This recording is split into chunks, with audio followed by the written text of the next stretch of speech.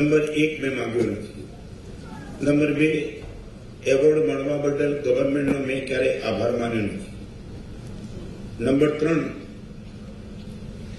4 વર્ષ દિલ્હી રહ્યો, એક રાજકારણને મળવા માટે મને કલાકોના કલાકો, દિવસોના દિવસો, મહિનાના મહિના લાગ્યા. એક ઓળખાણ નહીં. 60 વર્ષની આઝાદીમાં પહેલી વખત જૈન સાધુને નહીં, એક સંતને સરકારે નોંધ લીધી. બીજા નંબરમાં કોઈ બીજા કામ માટે સરકારે નોંધ નથી લીધી, અધ્યાત્મના કામ માટે નોંધ લીધી છે. અધ્યાત્મ માટે કોઈ સંતને સરકાર આગળ લાવે.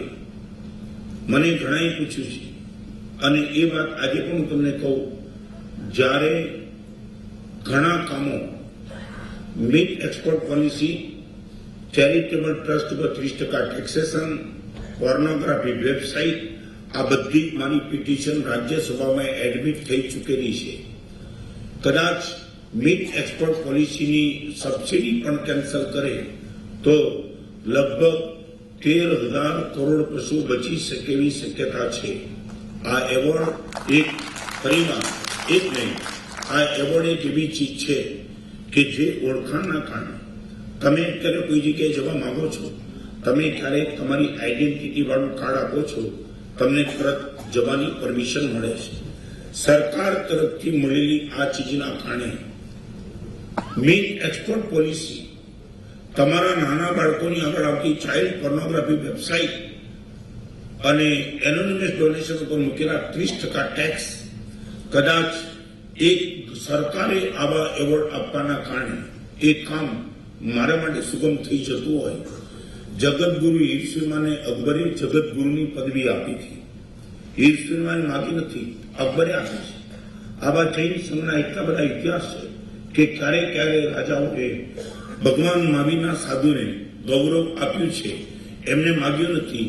મળવા બદલ ફરીવાર તમને કહી દઉં, હૃદય સાથે આ એવોર્ડ મળવા બદલ મને કોઈ અભિમાન નથી, આનંદ પારાવાર છે. એટલા માટે કે સરકારે એક સંતની અને અધ્યાત્મની નોંધ લેવી પડી. આવો કદાચ આઝાદીના અને એક વાર આ એવોર્ડ મળ્યો એના બીજા દિવસે અમારા વર્તમાન કચ્છાધિપતિ સિદ્ધાંત દિવાકર જયગોસ્વામીને મેં પત્ર લખ્યો હતો, સાહેબ આ એવોર્ડ સરકાર તરફથી જાહેર થયો છે, એનો મને અભિમાન નથી, આનંદ પારાવાર છે. બાકી 50 વર્ષ પહેલા ગુરુદેવ તરફથી મને મુનિ પદવી મળી, એ એવોર્ડની સામે બાકી કોઈ એવોર્ડની મારે મન કિંમત નથી. આ જવાબ મેં તમને કર્યો અને આજે પણ તમને કહું છું, એવોર્ડ મળે ન મળે, અને તમે તો સમજો જ છો, ગંગા નદીને વહેવા બદલ એવોર્ડ મળે કે ન મળે, ગંગાનું વહેવાનું ચાલુ હોય છે. સૂરજને પ્રકાશ આપવા બદલ એવોર્ડ મળે કે ન મળે, સૂરજનું પ્રકાશ આપવાનું ચાલુ હોય છે. રત્નસુને એવોર્ડ મળે કે ન મળે, એના શીલ સદાચાર સંસ્કારના રક્ષણના કામ ચાલુ છે અને ચાલુ રહે. અને છેલ્લી વાત, તમને બધાને ગમે, 2 મિત્રો હતા.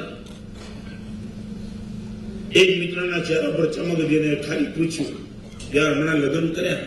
1 મિનિટ અહીંયા, ભાભી સાથે લગ્ન કર્યા પછી કેમ હતું? તો કે કરોડપતિ થઈ ગઈ. બોલો ખુશ થઈ ગઈ. એ કે ભાભીના પગલા બહુ સારા, કરોડપતિ થઈ ગયો. તો કે અબજપતિ હતો.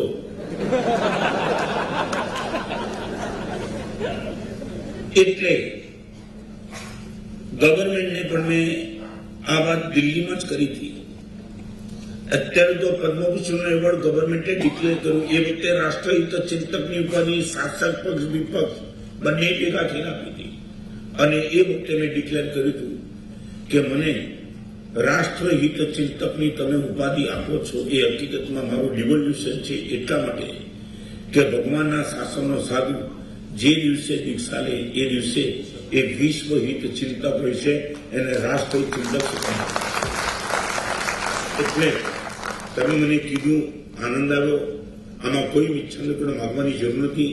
ભગવાનના શાસનના સાધુને જિંદગીમાં ક્યારેય પણ આવા એવોર્ડની ભૂખ હોતી નથી, એવોર્ડ મળેનું અભિમાન હોતું નથી.